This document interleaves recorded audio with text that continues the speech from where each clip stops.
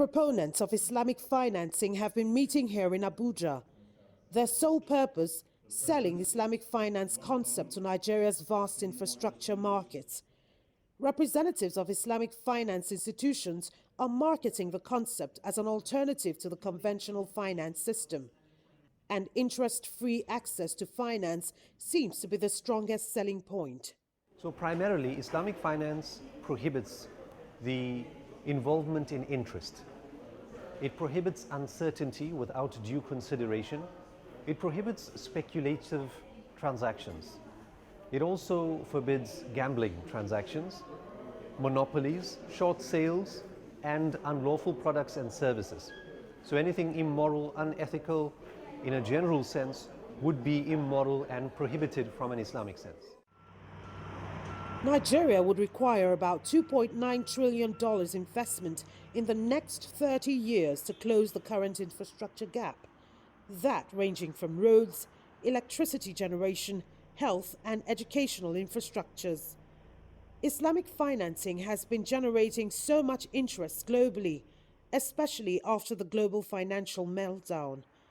The concept is steadily gaining traction in several African countries, including Gambia and South Africa, largely riding on the weaknesses of conventional financial markets.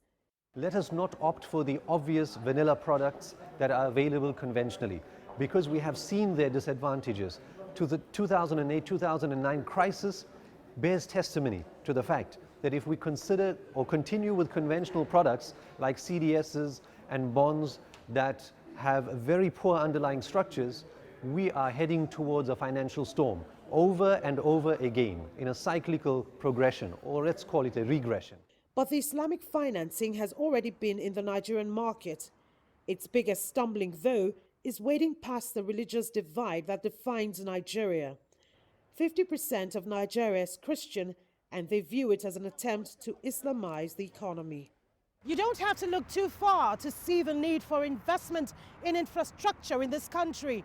The latest by the World Economic Forum Competitiveness Index ranked Nigeria 130th out of 140 countries.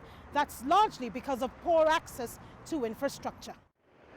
Currently, Africa accounts for 2.4% of global Islamic banking assets, and that is bound to grow largely in a continent where a huge lot can't find collateral security required in the conventional markets.